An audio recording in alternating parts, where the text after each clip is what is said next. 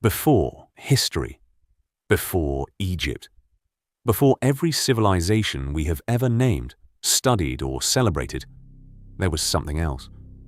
Not a myth, not a legend passed down by people who didn't know any better. Something recorded, carved into stone, written in languages we spent centuries learning to read. And when we finally read them, what we found didn't fit. It didn't fit our timelines. It didn't fit our understanding of who we were and where we came from. It didn't fit the story we had been telling ourselves for thousands of years. The ancient Sumerians called them the Anunnaki, the ones who came from the sky. And everything written about them raises a question so large, so uncomfortable, so fundamentally destabilizing that most people choose not to ask it. But you're still here, so let's ask it. To understand the Anunnaki, you first have to understand who was writing about them: the Sumerians, the oldest known civilization on Earth, rising in Mesopotamia, modern-day Iraq, around 4500 BC, possibly earlier. They appeared, seemingly out of nowhere, with a fully formed written language, an advanced legal system, mathematics, astronomy, agriculture, and a cosmological understanding of the universe that scholars are still unpacking today. They didn't evolve slowly into complexity. They arrived complex. That alone should give you pause.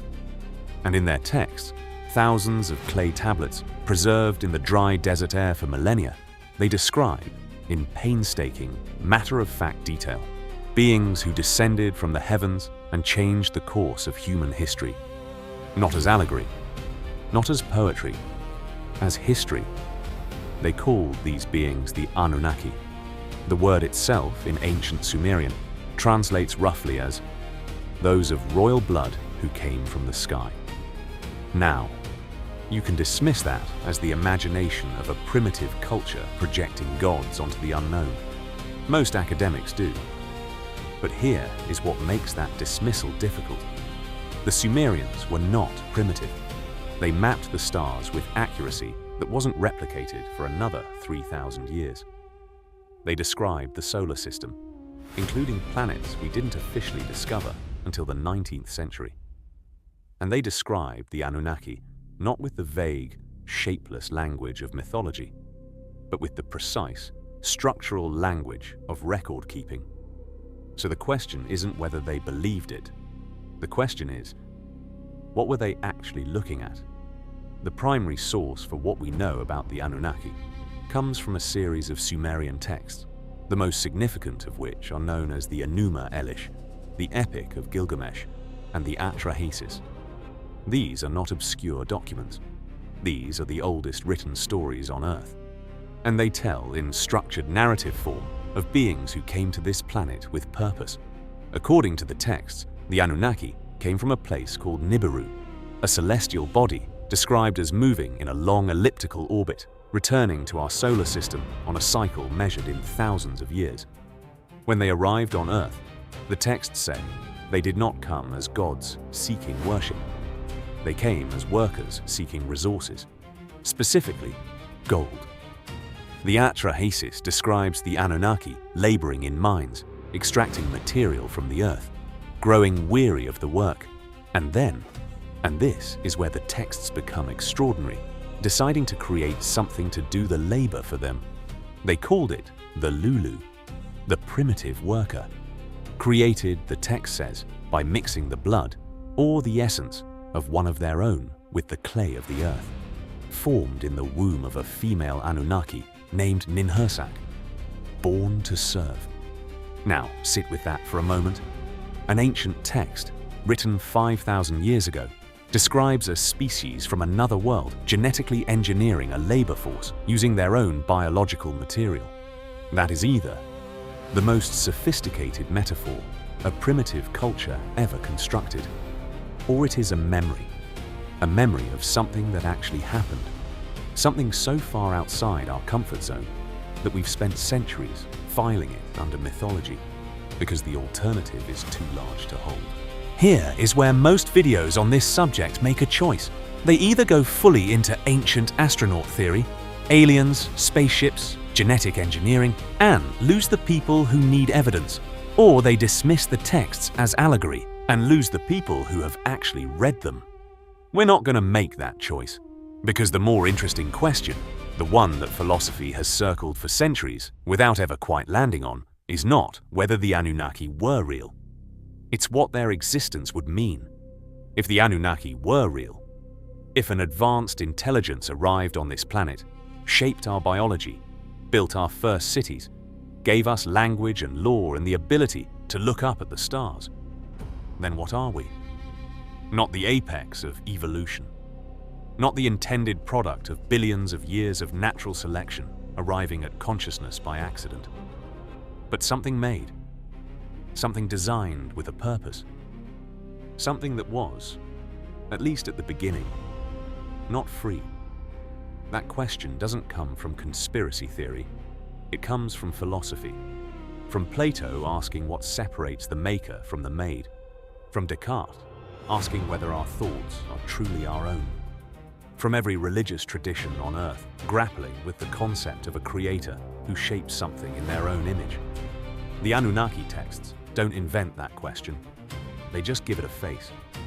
A very old face, carved into stone, staring back at us across 5,000 years. And here's what I keep returning to. Every major ancient culture, not just the Sumerians, has a version of this story. The Egyptians and their Neteru, gods who came before the pharaohs and built the foundations of civilization. The Babylonians and their sky gods who descended to teach humanity the arts of civilization. The Hindu Vedas describing the Devas, divine beings who existed before man and intervened in human affairs. The Book of Enoch, a text removed from the Bible, describing the Watchers. Angels who descended to earth, took human women and produced a hybrid race. Every culture, every continent, every era, the same story. Told in different languages, in different climates, separated by thousands of miles of ocean and desert, arriving at the same memory. What do you do with that? Let's move from text to stone. Because if the Anunnaki were simply mythology, convenient stories built by cultures trying to explain the thunder, then the physical world should be silent on the matter. It isn't. The ancient Sumerian city of Eridu, regarded by the Sumerians themselves as the first city ever built. The place where, according to their text, the Anunnaki first established contact with humanity. Archaeologists excavating Eridu found something unexpected. At the very base of the site, below every layer of human habitation, a structure whose architectural precision exceeded everything built above it. Not more primitive as you dug deeper, more advanced.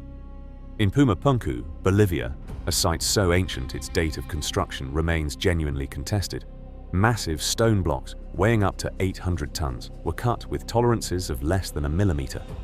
Surfaces so flat, so perfectly finished, that modern engineers who have studied them cannot identify a hand tool capable of producing them.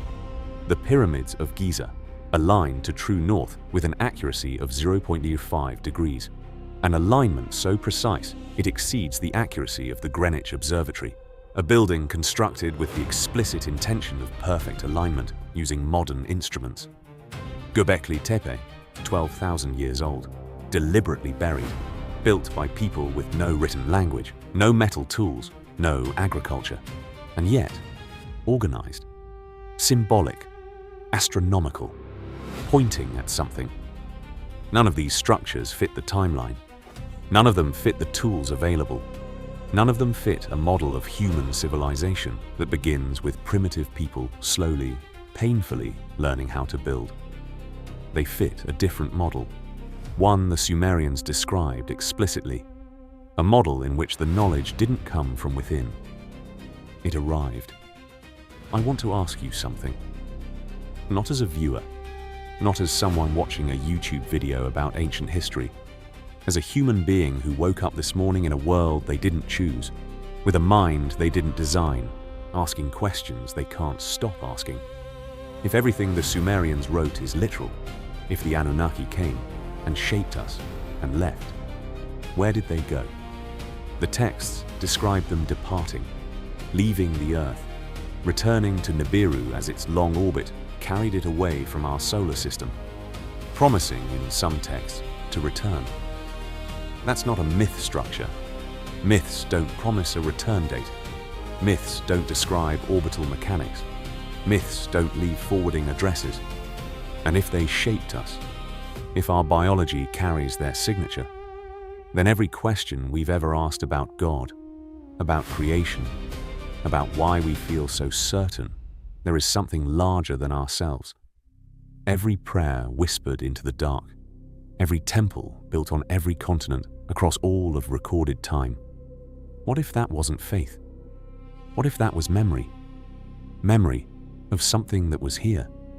Memory of something that made us. Memory of something that left and hasn't come back yet. What would that make us? Children of the cosmos, waiting for a parent that departed before we were old enough to remember their face, or something more deliberate, something built for a purpose we were never told, a tool that learned to ask why it was made. I don't have an answer for you. I've sat with these texts, these stones, these questions, for longer than I'm comfortable admitting. And I don't know. I don't know if the Anunnaki were gods. I don't know if they were beings from another world. I don't know if they were a story, a beautiful, terrifying story, that a people told themselves to make sense of a universe too large to comprehend. What I know is this: the Sumerians were not fools. They were not children drawing pictures of things they didn't understand. They were astronomers, mathematicians, architects of the first cities. And they wrote about the Anunnaki, not in their poetry, but in their legal documents, in their land records, in their medical texts. You don't write your gods into your tax records, unless you're not writing about gods. The question isn't whether you believe it. The question is, why does every civilization on Earth tell the same story? And why, after 5,000 years of asking, does no one have an answer? Maybe the answer isn't lost. Maybe it's buried. Maybe it's waiting.